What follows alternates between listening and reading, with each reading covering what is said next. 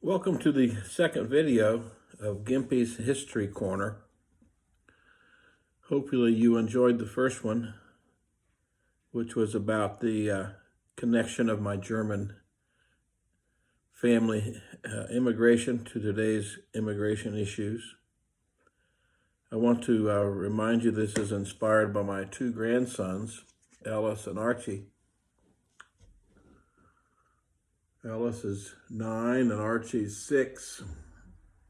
This is on our recent trip to Turkey Run State Park.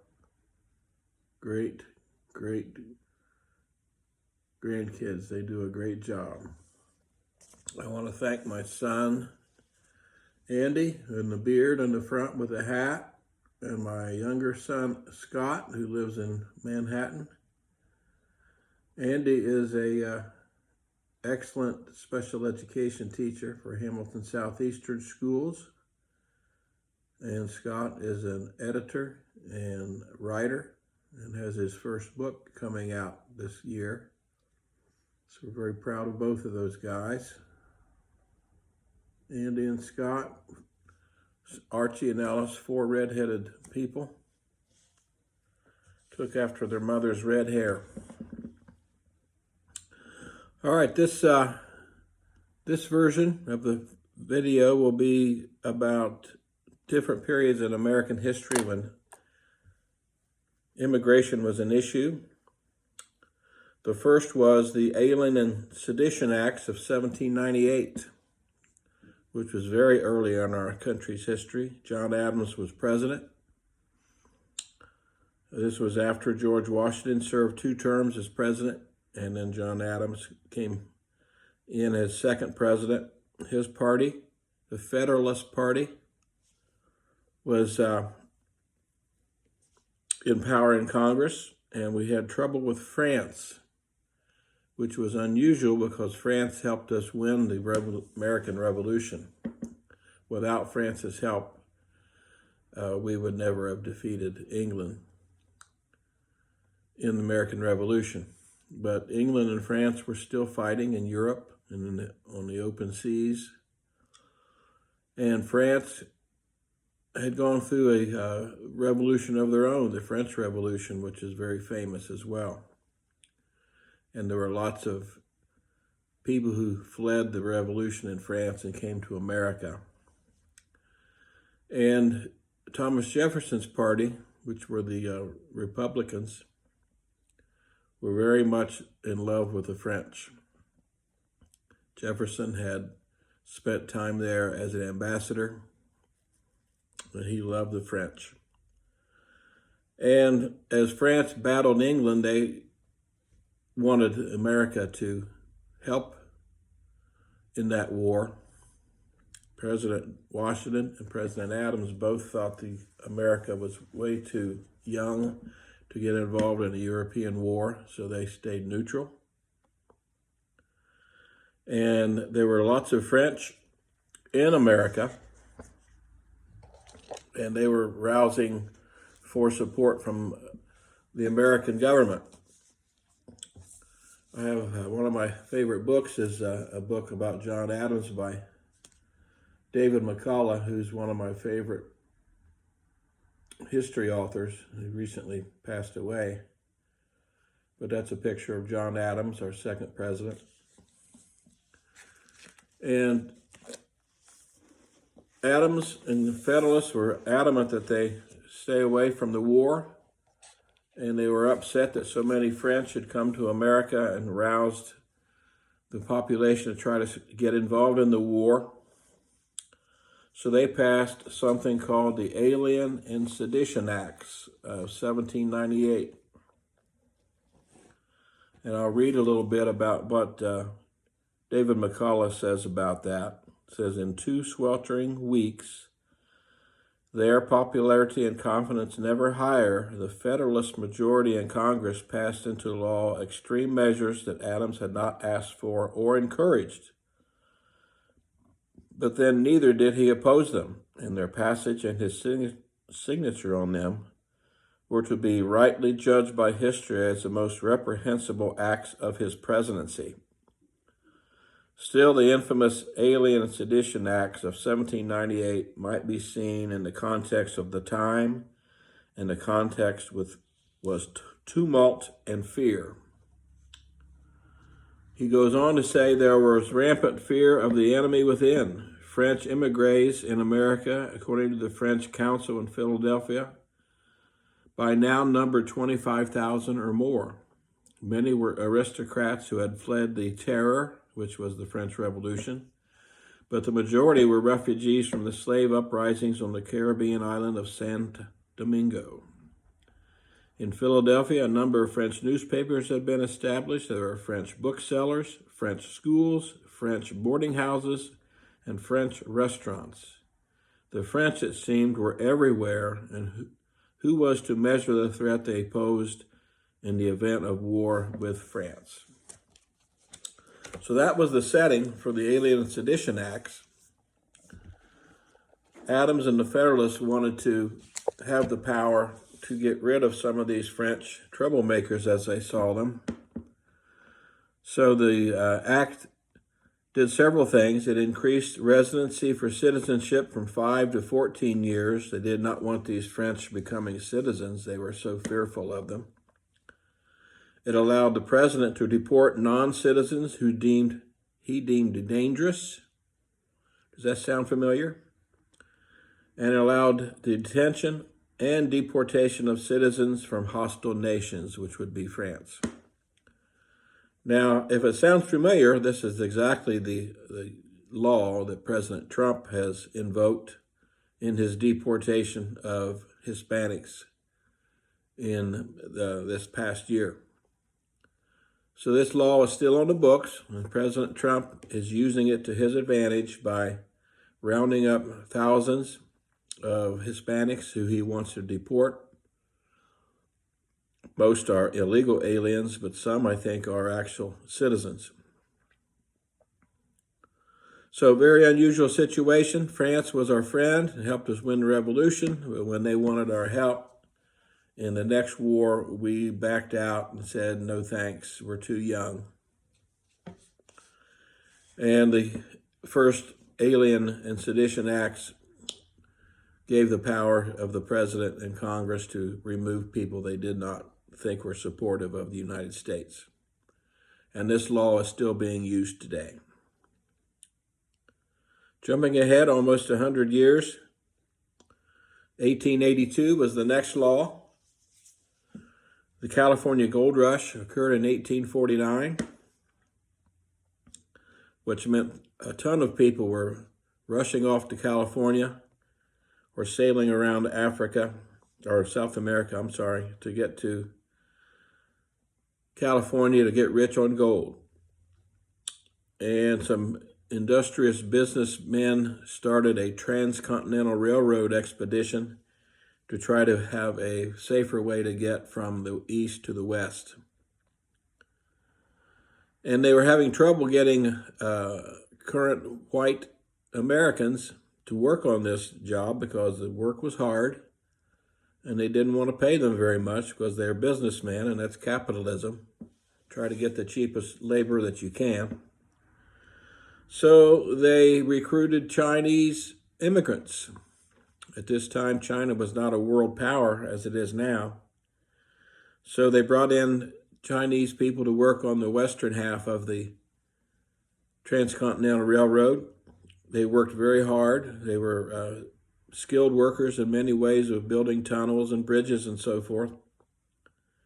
And that railroad was completed in 1869, 20 years after the gold rush. So now what do you do with all these Chinese workers in the western states? The economy, as it always does in capitalism, turned down. A minor recession or minor depression at that time, 1869, in the 1880s. And the white Americans looked at the Chinese as taking their jobs. So that's another comparison to today. The Republicans feel that the illegal aliens take jobs away from good, hardworking Americans. But what I see is that the aliens, the Hispanics, take the hardest jobs, hardest manual labor jobs like roofing, construction, restaurant kitchens. And I've talked to several roofers, construction people, and asked them, why do you continue to hire these Hispanics? And they say they work hard, they show up for work, and we don't have to pay them much. So that increases our profits. So that's the same economic principles that led to the Chinese coming in the 1800s to work on the railroad. They work hard, they show up for work, and because they don't get paid much, profits are higher. So in the 1880s, like I said, the economic conditions were bad. So Americans started saying, hey, let's get rid of these Chinese. So basically, the Chinese Exclusion Act eliminated Chinese immigration as of that time. There was a phrase called the yellow peril. Americans were fearful of the Chinese culture. There were riots in Los Angeles and San Francisco. And in 1882, the Congress decided just to no longer allow Chinese to be brought to the United States. And this ban actually lasted until 1943. So the Chinese could stay, those who had already come, but they could not bring any more. The last law I'm going to talk about today is the Johnson-Reed Act of 1924. So now we're in the 20th century, the 1920s, the Roaring 20s, as you remember.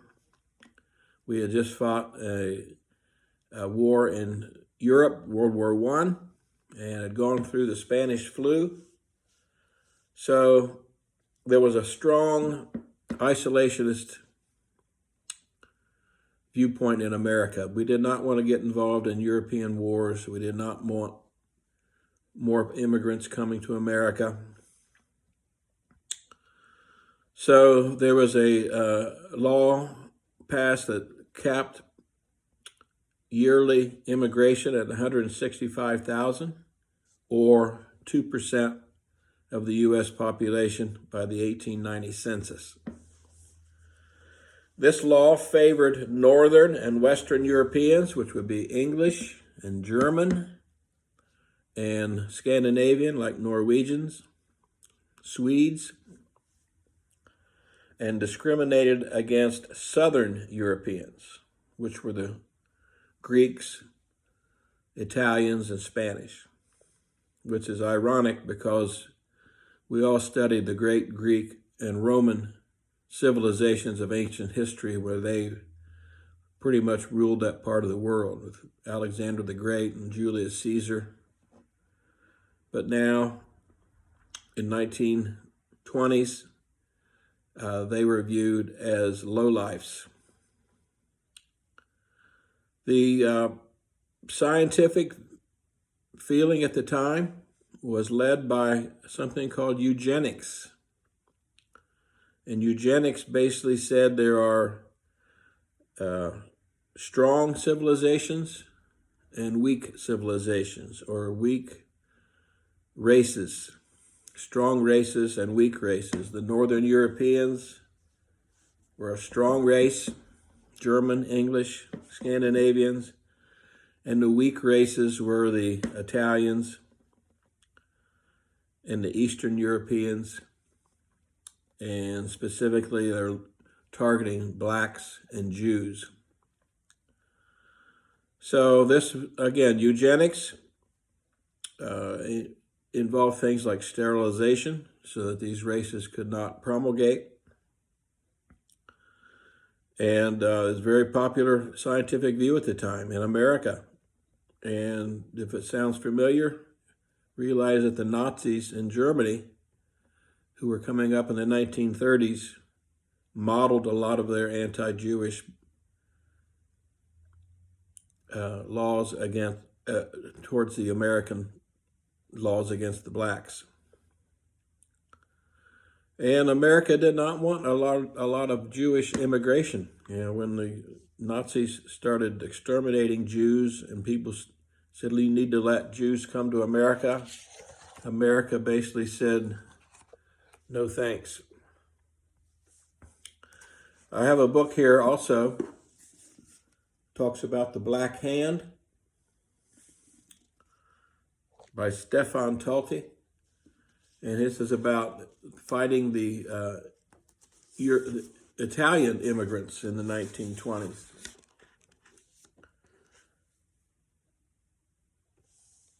And I'll read a portion of it. It says, "It wasn't until the 1880s that huge numbers of desperately poor migrants from Italy would begin to pour into the eastern seaboard. This often caused simmering tensions with the native population. Italians were moving into neighborhoods that had belonged to the Irish for at least 2 generations. The new arrivals, with strange flowing music of their language, their riotous festivals, their olive skin and bewildering foods, were outnumbered and bitterly despised. When an Italian family moved into a tenement, the Irish often moved out. At one flashpoint, policemen lined the streets every day as the last bell rang at the local school. When the Italian kids emerged from the front door, a howl rose up from the nearby tenements, echoing off the cobblestones as one Irish mother after another pulled up the sashes on their windows, leaned out and shouted at their sons below to kill the Dagos." So that is obviously some hatred amongst the different racial groups, ethnic groups of New York City. And of course, this Italian and Sicilian groups eventually became the mafia, which we all know about the power they've had and still have in this country. This period in history, this quota, lasted until 1965. It was during this time that the concept of illegality started. Deportation became more common for criminals, and the rise of the federal bureaucracy. And I think President Trump represents a return to this idea of good countries and bad countries. He famously made the statement in his first term that he doesn't want to see people coming from shithole countries, which in his mind were Hispanic countries and Muslim countries. Same kind of idea. Those types of lower level countries will pollute our gene pool and pollute our country. That's his view and his people's view. So we've returned to this period of eugenics from the 1920s. We have more ICE agents now, 100 new detention centers, and this new bill passed by Congress increased funding to boost this immigration push to $75 billion more than in the past. And the result, the immigrant population decreased this past year for the first time in 50 years. So, our next video, we'll look at what we did after the 1920s and compare that again to what's going on now. Thanks for watching. I want to congratulate my Buckeyes on their victory and praise my Bobcats from Ohio University for a good game against Rutgers. And come on, Reds. We won yesterday. Keep it up. Keep going. Get into the playoffs. See you next time. Thank you.